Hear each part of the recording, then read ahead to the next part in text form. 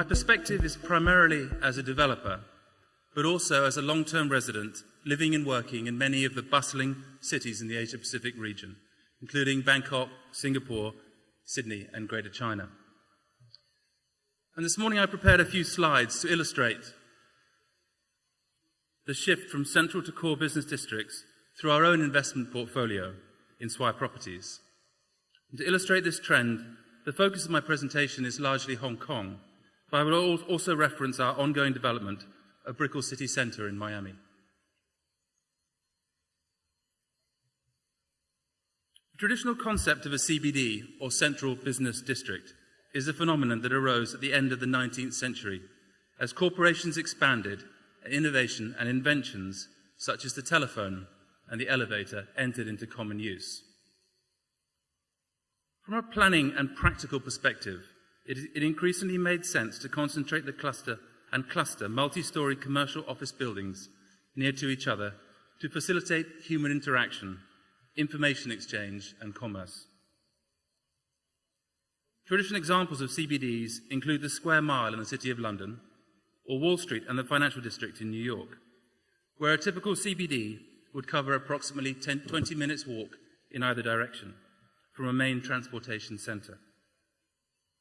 And closer to home, Hong Kong Central, as the name itself suggests, fits the traditional definition of a CBD as the historical centre for the city, for banking and for commerce, with well-established support services, historical institutions, and a mass transportation hub, which includes the MTR, the Airport Express, and the iconic Cross Harbour Ferry. However, Central, like many traditional CBDs, faces several significant challenges and limitations that have curtailed further growth: a lack of available land for expansion, a fragmented ownership structure, aging building stock, unaffordable rents, and limited premium or triple grade A office accommodation to meet future demand. In the age of multi-million inhabitant cities, where cities continue to expand and evolve, the concept of a single, concentrated central business district is increasingly unsustainable. In megacities as dispersed as Shanghai, London, and New York, the traditional CBD has been replaced by the growth of a network of multiple dispersed urban centres. As city populations increase into the tens of millions, and faced with the growing taste for urban living, this seems inherently sensible and has become de facto urban planning policy, effectively reviving and transforming some CBDs from weekday business-only districts into 24/7 mixed-use live, work and play environments. For the purpose of this presentation, I will refer to these multiple urban nodes as core business districts. Gathered here today in Shenzhen and later this week in Guangzhou and Hong Kong, the core business districts of the PRD are an excellent example of this trend. So most of you will be very familiar with the geography of Hong Kong, and hopefully with a few of our office, retail, residential, and hotel investment and trading properties.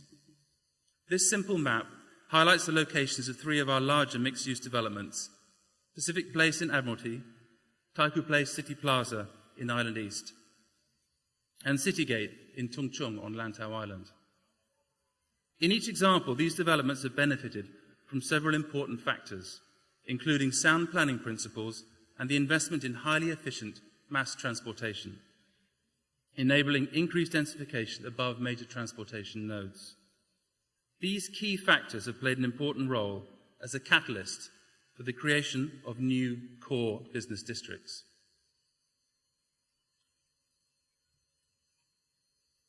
In the 1980s, the capacity and constraints of Central were becoming increasingly apparent. And with no obvious available greenfield development alternatives in the area, Swire Properties decided to acquire a site between Central and the bustling streets of Wan Chai through a two-stage government land tender process. The site, formerly part of Victoria Military Barracks, located east of Admiralty and on the south side of Queensway, which had confounded previous development attempts, was redeveloped as Hong Kong's first fully integrated mixed-use development, including several office, hotel and residential towers above a retail mall, which was directly connected to a major mass transport interchange at Admiralty Station. As a consequence of scale, design and convenience, thanks to excellent transport and walkway connectivity, Pacific Place successfully extended the traditional CBD and established Admiralty as an important location in an evolving network of core business districts. These photographs show Pacific Place past and present, illustrating the transition from a military barracks to a modern mixed-use development. And here you see Pacific Place today. The Bank of China Tower on the right, the Legco government buildings in Tamar Park, and CITIC in the centre, with Pacific Place behind, and on the left, Pacific Place 3, the extension that was completed in 2004.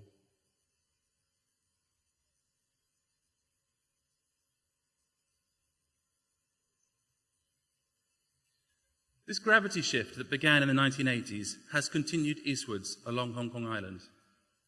Swire Properties' participation in the evolution and development of multiple core business districts is perhaps best illustrated in Taikoo Place and Cityplaza. Since the early 1970s, Swire Properties had been developing Taikoo Shing as an integrated high-rise residential community on the site of Swire's Taikoo Sugar Refinery, dockyard, Coca-Cola bottling plant, paint factories, and company town in Quarry Bay.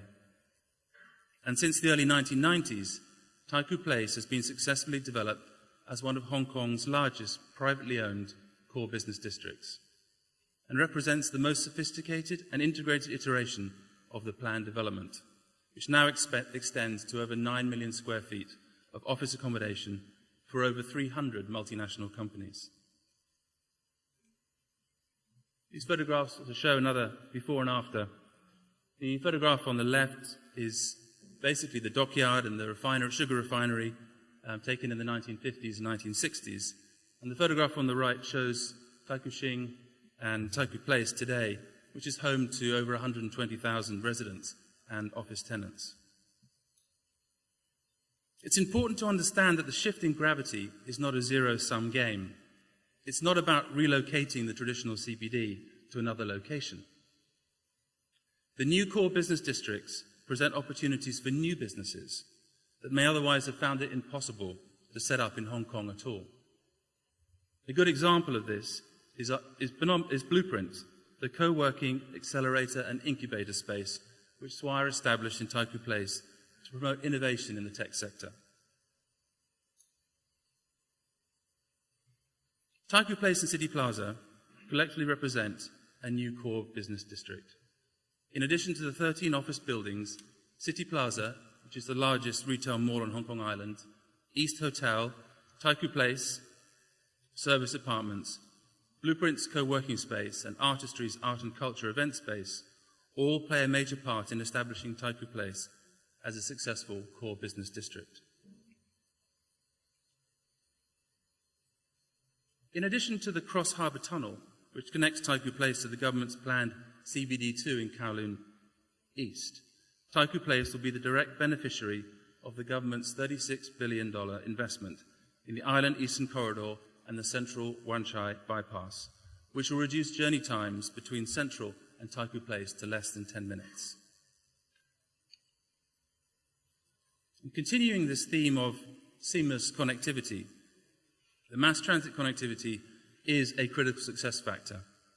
And currently, travelling times from Taikoo and Quarry Bay MTR stations are approximately 15 minutes to Central.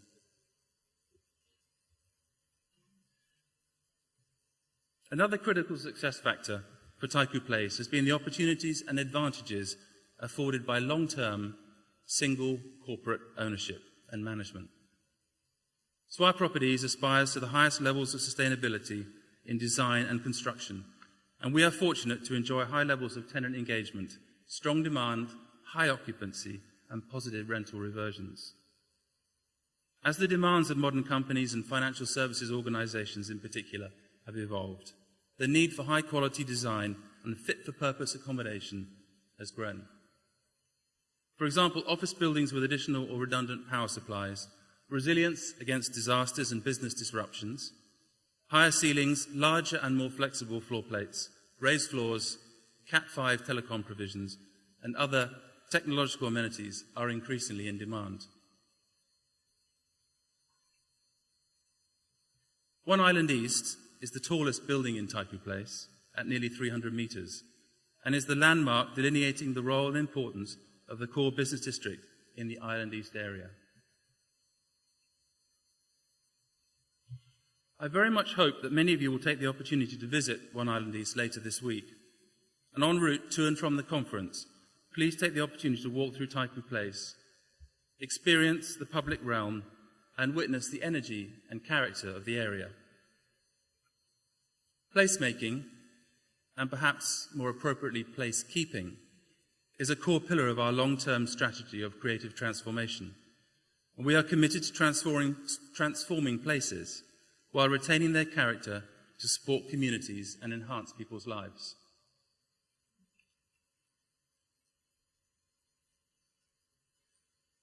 Of course, and especially in Hong Kong and China, no city or even core business district stays the same for long. In Taikoo Place, in response to the evolving demand from tenants and the community, we are currently investing over 15 billion Hong Kong dollars in two AAA grade buildings named 1 and 2 Taikoo Place, which are currently under construction. To achieve this, we're in the process of demolishing 3 industrial buildings, or techno centres, to develop the 2 premium office towers representing 2 million square feet. And significantly, the change in massing and design of the buildings will add 70,000 square feet of public open space, resulting in nearly 200,000 square feet, or 18,500 square metres, of parks, gardens and public open space once the redevelopment is completed, the equivalent of 2 full-size football fields.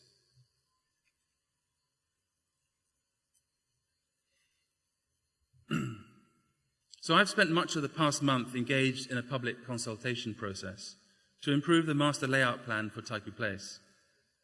And during this time, I've spoken to hundreds of important stakeholders, including representatives of local government, the public, the arts community, office tenants, retailers, and employees. We will endeavour to consolidate and digest the valuable input and perspectives in order to respond to the many suggestions received, and to ensure that the proposed redevelopment meets the needs of the wider community. This slide includes the renderings of 1 Taikoo Place on the left, a 225-metre office tower, the new air-conditioned connected walkways, 69,000 square feet Taikoo Square, and the proposed arts and event space in 2 Taikoo Place. Over the past few years, Artistry, for example, the existing public event space, has hosted over 700,000 visitors at over 125 different events, ranging from art exhibitions to music, theatre, sport, fundraising, contributing to ensuring that Taikoo Place remains vibrant and active outside normal office hours. So briefly moving away from Hong Kong, I wanted to touch briefly on another part of the world where we are seeing similar opportunities to participate in the development of core business districts. I've purposely not chosen one of our developments in Guangzhou or Chengdu, Shanghai or Beijing, but across the Pacific in Miami.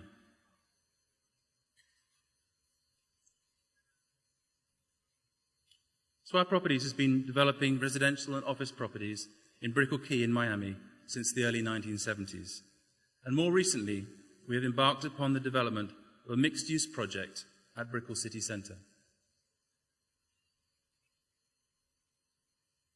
This map illustrates the connectivity between Brickell Key on the right and Brickell City Centre in the middle, with connectivity to the Interstate I-95, as well as the city's Metro Mover, Metro Bus and Metro Rail systems. By road and rail, BCC is ideally positioned to avoid traffic congestion in Miami's traditional CBD, offering prime access to and from the I-95, with ramp access via the 7th and 8th Street corridors and the South Miami Avenue. Significantly, BCC and its primary access streets are located south of the Miami River, over which local streets pass on low-level drawbridges that are raised to allow boats to pass beneath, with disastrous implications for peak hour traffic in and out of the traditional CBD.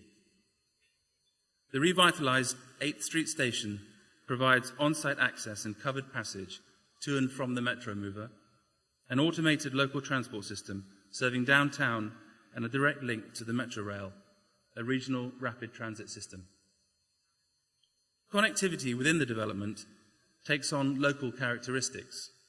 The main walkway along the 4th floor levels threads between the towers to create the climate ribbon, an undulating canopy that ties the structures together, improving the microclimate for the public in the pedestrian circulation streets using purely passive energy design strategies. And the climate ribbon provides sun shading and rainwater collection for irrigation and channels the prevailing breezes through the complex, offering an ecological alternative to year-round air conditioning. Evidently, South Florida, where Miami's growth has been contemporaneous with the car, is a world away from mainland China. However, in recent years, interest in high-density urban living has spiked. Notably, the CBD concept is not a singular model that can be applied anywhere. It must necessarily be customized to incorporate and support the local context and conditions. However, the basic principles are consistent: to develop a high-quality urban environment with scale, supported by excellent connectivity, diversity of programming, and amenities that accommodate present and future needs. Brickell City Centre is currently being developed in 2 phases, representing a total GFA of approximately 3.1 million square feet. And similar to Pacific Place and Taikoo Place, CBDs in Hong Kong, the BCC development is a single-owner, mixed-use, transit-orientated development which includes a retail mall, offices, hotel, service apartments, and residential towers. And phase 2 of the project is planned for an 80-storey tower and 134,000 square metres mixed-use development.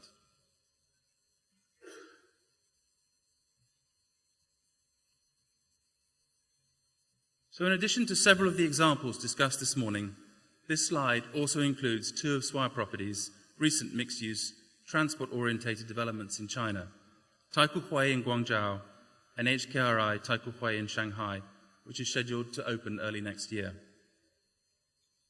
As cities become megacities and every form of connectivity becomes paramount, traditional central business districts will increasingly see challenges from a network of new core business districts.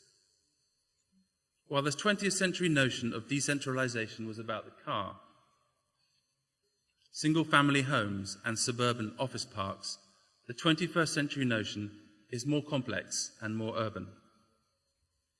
If new CBDs are carefully planned for vitality and support not only business functions, but also recreation, residential, retail, education, health, and other activities, our experience confirms that these will in time become thriving districts in their own right.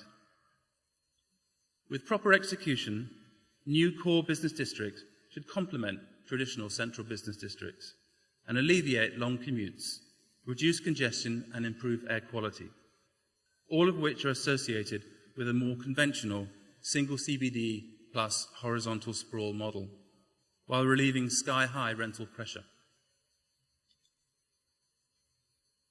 It is important that developers and local governments work hand in hand to review prevailing planning restrictions, to realise the advantages of a network of core business districts, and to maximise the value of the opportunities presented by high-density, transit-orientated, and programmatically diverse development. In conclusion, urban gravity is shifting. Looking ahead, we will continue to see traditional central business districts replaced by a network of multiple, modern, interconnected and well-planned core business districts, which will contribute to our overall quality of life and to a more sustainable future. Thank you.